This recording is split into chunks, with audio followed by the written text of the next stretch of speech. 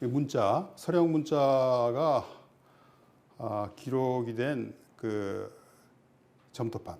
오늘날 같으면 이제 뭐 종이에다 기록합니다만은 당시에는 이제 종이가 없었어요. 페이퍼가 없었고 이제 이런 점토에다가 그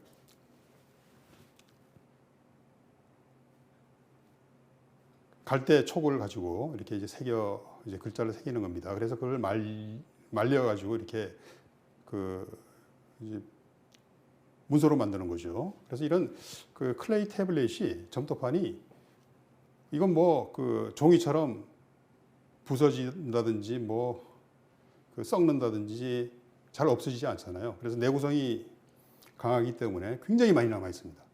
제가 알고 있기로는 수십만 점이 그 지금까지 이제 발굴이 돼서 그 대형 박물관이라든지 루브르 박물관이라든지 또 미국의 여러 대학 도서관이라든지 또 그 이라크 박물관 이런 곳에 나뉘어서 소장이 되고 있는데 이러한 것들이 19세기 그 말부터 연구가 되기 시작해가지고 지금은 뭐 수메르어를 그 대부분 다 그 해독을 하고 있습니다.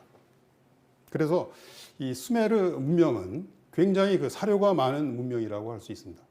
예를 들어서 우리가 황국 문명 이렇게 이야기를 할 수 있다면 황국에 대한 기록, 당대 기록은 거의 남아 있는 게 없잖아요. 근데 이제 수메르 문명 같은 경우는 수십만 점의 갖가지 문헌들이 있기 때문에 굉장히 그 우리가 자세한 그 연구를 할 수가 있다 이렇게 이야기를 할 수 있습니다. 이러한 그 서령 문자로 기록이 된 그 수메르 문헌들은 상당히 많은 숫자가 물목이에요. 어떤 물건의 명세서다 이겁니다. 그래서 그 누구한테 이제 보관증을 끊어준다든지 아니면 거래를 할 때 그 물건 기록한 것 이런 물목이 상당히 많고요. 간단합니다. 그거는 뭐 주먹만한 그 진흙판에다가 이렇게 기록을 한 거고. 그 다음에 이 사람들은 그 상업이 상당히 발달해서 그랬는지 상거래 문서가 많이 남아 있습니다. 어떤 계약서라든지 말이죠. 토지를 팔았다든지 뭐 집을 팔았다든지 뭐 노예를 매매를 했다든지 등등 상거래 문서가 많이 그 남아 있고 또 그다음에 이제 그 왕과 그 관리 사이의 어떤 그 행정 문서 이것도 많이 남아 있습니다. 그리고 또 우리가 잘 아는 이 길가메시 서사지 같은 이 문학 작품들 그리고 여러 가지 애가 작품 뭐 예를 들어서 어떤 나라가 망했다든지 뭐 그럴 때 그것을 슬퍼하는 이제 그 내용을 담은 이제 글이죠. 이런 글들이 상당히 그 다양한 글들이 남아 있습니다. 그래서 이러한 이 서령 문자로 이제 기록된 이 문헌들을 이제 학자들이 많이 연구를 하기 시작했는데 지금 이건 뭐 물론 유럽과 미국 학자들이 이제 달라들어서 연구를 해서 대부분 이제 해독이 가능합니다. 파손이 되지 않으면 대부분 해독이 가능해요. 그래서 이제 그러한 그 학자 중에서 우리나라에 이제 잘 알려져 있고 또 세계적으로 명성을 떨쳤던 분이 사무엘 크레이머라는 분입니다. 이분도 이제 돌아가신 지가 한 30년 정도 되네요. 크레이머 박사. 우리나라에도 이제 이분의 책이 그 역사는 뭐 수메르에서 시작이 되었다라는 제목으로 그 번역이 되어 있죠. 이분은 다른 그 전문적인 수메르어를 연구한 수메르 문화를 연구한 사람 중에서 그 일반인들을 위한 책을 써가지고 그야말로 이제 수메르 전문가들, 수메르에 대해서는 이제 전문적인 지식을 갖고 않지만은 역사를 연구하는 그런 사람들한테 상당히 많은 도움을 준 분이 이 사무엘 크레이머 박사입니다. 이 펜실베이니아 대학이 20세기 초에 그 니프루라는 곳을 발굴을 했는데 그 니프루에 엄청난 이제 점토판이 발굴이 돼요. 그러니까 점토판이 이게 이제 그 뭐 한두 개씩 이렇게 발굴이 되는 게 아니고 왕궁을 발굴했는데 거기가 또 하필이면 또 그 도서관이었다. 그래서 이제 점토판 문서들이 잔뜩 한꺼번에 이제 발굴이 된 경우가 여러 번이 있습니다. 그래서 그런 그 점토판을 가져와 가지고 그 연구를 하고 한 곳이 했는데, 요 분은 그 요새 그 러시아하고 이제 막 전쟁 기운이 감돌고 있는 우크라이나 지역에 이제 에서 이제 나가지고 그 부모를 따라서 미국으로 이민을 온 분입니다. 유태인이라고 하죠.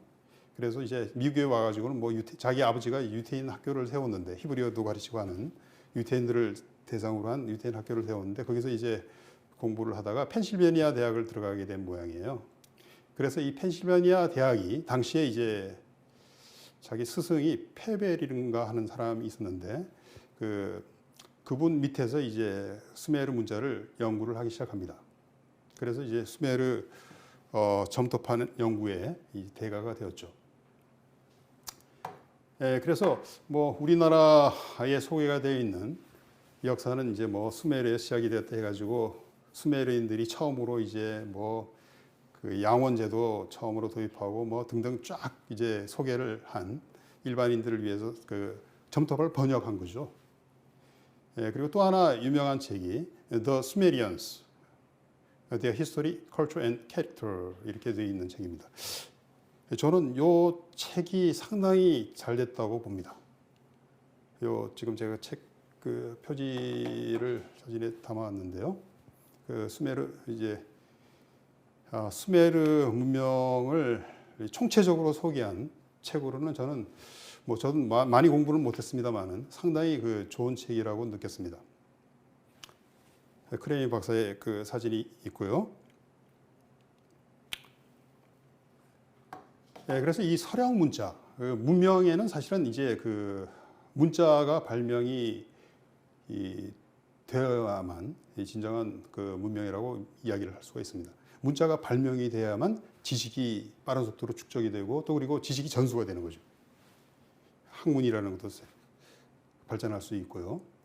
그래서 그런 면에서 보자면 그 수메르인들이 발명한 세계 최초의 문자라고 이야기되는 이제 서령 문자, 상당히 큰 그 의미를 갖고 있다라고 이야기를 할 수 있습니다. 제가 아까 이야기를 했죠. BC 그 4,000년에서 한 2,000년 지나서 이제 수메르인들이 그 수메르 문명이 사라집니다. 그런데도 불구하고 이 서령 문자는 중동 일대의 그 여러 나라들, 여러 지역의 공용 문자로 채택이 됩니다.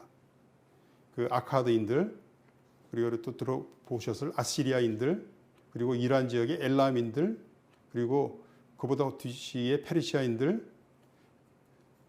그리고 이제 시리아 지역의 우가르트인들, 그리고 오늘날의 팔레스타인의 가나안인들 등등 여러 다양한 족속들이 이 서령 문자를 그대로 이제 채용을 하는 거죠. 마치 오늘날의 프랑스도 그렇고 독일도 그렇고 말은 다르지만은 알파벳을 사용을 하잖아요. 알파벳 누가 처음 만든 겁니까? 그리스인들 만들고. 근데 그리스인들로부터 이제 로마인들도 받아들이고, 그죠? 물론 이 그리스인들은 그것을 페니키아인들로부터 이제 도입했다. 그래서 그걸 좀 그 약간 바꿔가지고 자기들 나름대로의 이제 문자를 그 알파벳을 만든 것이다, 이렇게 이야기가 되는데요. 자관 길게 보자면 그런 페니키아 문자도 이 서령 문자가 발전이 돼서 나온 것으로 이야기를 할 수 있습니다. 그래서 역사적인 의미가 굉장히 크고, 특히 그 글자를 받아들이면, 문자를 받아들이면 사상도 받아들이기 쉽게 되겠죠. 그래서 이 수메르 문화의 전파에도 적지 않은 역할을 했다, 이렇게 이제 이야기를 할 수 있습니다. 제가 이제 사진을 몇 개 갖고 왔는데요. 이제 페르시아인들 같은 경우도 이 서령 문자를 그대로 이제 그 도입을 해가지고, 심지어는 그 BC 그 5세기에 그 다리우스 대왕의 이제 묘비에도 이 서령 문자로 그 묘비명이 새겨져 있는 것을 볼 수 있습니다. 물론 언어 자체는 이제 이거는 수메르어가 아니고 페르시아어죠. 아케메네스 왕조의 수메르 그 다리우스 대왕의 묘비입니다.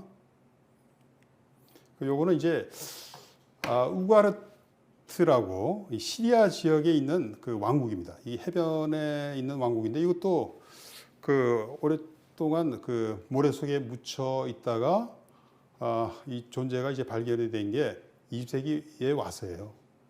이것도 이제 뭐 그 당시에 왕국의 그 왕실의 도서관 자리를 그대로 이제 그 발굴을 하면서 엄청난 이제 문서가 쏟아져 나오게 됩니다. 그래서 요거는 이제 깨진 상태로 되어 있는데요.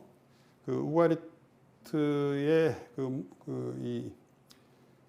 요거 석판 보면 요거는 이제 바알에 관한 기록입니다. 그러니까 이제 그 우리가 이제 구약 성경을 보면 그 야훼하고 이렇게 많이 대립했던 신, 그 바알 신, 가나안인들이 주로 섬기던 이 바알 신 이야기가 많이 나오잖아요. 그 바알 이야기가 여러 그 문헌에 남아 있는데 그 중에 이제 그 한 단편입니다.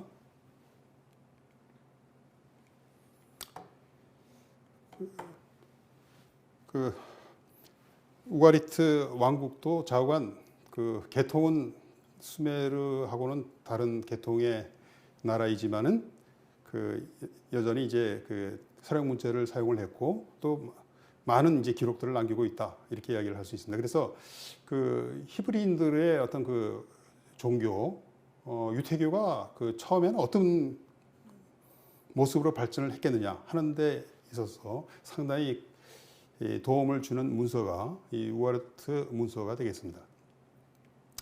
그 발굴이 된 모래 속에 묻혀 있다가 지금 이제 발굴이 돼 있는 그 우가르트 유적지 사진입니다. 20세기에 이제 발굴이 된 거죠. 자, 이것도 첨톱판 역시 서령 문자입니다. 우가르트인들은 그 후리어라고 해가지고 그 당시에 그 지역을 지배했던 그 인도 유럽계 족속이 있습니다. 후르인들이라고 해서 그 후르인들의 그 언어를 사용을 했던 것 같고요. 그 후르어로 된 문서 기록입니다. 점토판 문서 기록. 자, 그런데 이 수메르어가 이제 학자들이 연구를 해보니까 이 중동에 있는 그 셈족의 언어하고도 다르고 그 다음에 이제 서양 사람들 언어가 속해 있는 인도 유럽어도 아니고 이게 아시아에 많이 그 산지하는 그런 그 교착어라는 것을 발견을 하게 된 거죠. 교착어. 우리말, 한국어 대표적인 교착어 중에 하나입니다. 몽고어로도 그렇고 투르크어도 교착어죠. 그래서 이 교착어라는 게 뭡니까? 우리가 잘 알고 있잖아요. 예를 들어서 조사가 붙는 겁니다. 그래서 예를 들어서 신에 의해서 하면 딩기르가 신이거든요. 딩기레 이 뒤에 조사가 에가 붙는 겁니다. 그 다음에 그 들판 아샥입니다. 아샤가 들판에서 아라는 조사가 붙죠. 영어 같으면 앞에 전치사를 사용할 텐데, 그죠? 이 전치사가 아니고 이렇게 조사가 붙는 이제 그런 형태를 이제 교착어라고 합니다. 그래서 수메르어가 아시아 계통의 그 족속임을 시사하는 그런 유력한 증거가 되고 있습니다. 제가 한번 그 조사를 해봤더니 이 교착어를 사용하는 족속들, 아메리카 인디언 여러 부족들이 있습니다.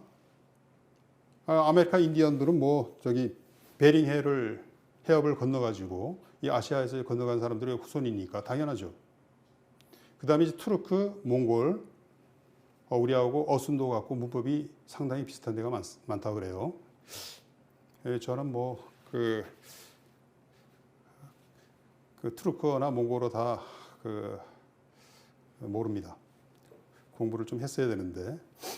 그 다음에 이제 그 인도에 보면 드라비다인들이라고 해서 저 남쪽에 살던 사람들입니다. 이 드라비다어가 역시 교착어에 속한다. 이 사람들은 원래는 남쪽에 살던 사람들은 아니었고, 인더스강 유역 지역에서도 살았는데 이 사람들이 이제 그 인도 유럽 어족들이 이 인더스 지역으로 들어오면서 이 사람들이 이제 그 남쪽으로 밀려났다 이렇게 이야기를 하고 있습니다. 이 드라비다 족속들도 교차어를 사용했고 그 다음에 이제 그 퉁구스어 이 교차어 군 중에 하나인 그 퉁구스어가 있습니다. 만주, 일본, 한국 이런 나라의 언어가 퉁구스어에 속하죠. 그 다음에 이제 우랄 지역, 우랄어에 속하는 그 언어로는 핀족이 사용하는 언어, 그 다음에 헝가리인들의 언어, 에스토니아인들, 발틱 지역에 있는 에스토니아인들의 언어도 같은 이제 교차어에 속하는 우랄어라고 합니다. 그리고 유럽에서는 바스크인들이라고 스페인 쪽에 그 프랑스 쪽에도 있죠. 바스크인들도 요 교차어를 사용을 하는 사람들인데 이 사람들도 아마 동방에서 이주를 해가지고 서쪽 끝까지 간 것으로 추정을 할 수 있습니다. 그리고 이제 카프카스산맥, 코카서스 지역의 몇몇 부족들도 몇몇 족속들도 교차어를 사용을 한다라고 하고요. 그 다음에 이제 또 인도의 문다족이라고 있습니다. 이 인도의 이제 동북 쪽에 살고 있는 이 문다족도 교차어를 사용을 하고 있다 이렇게 이제 이야기를 하더군요.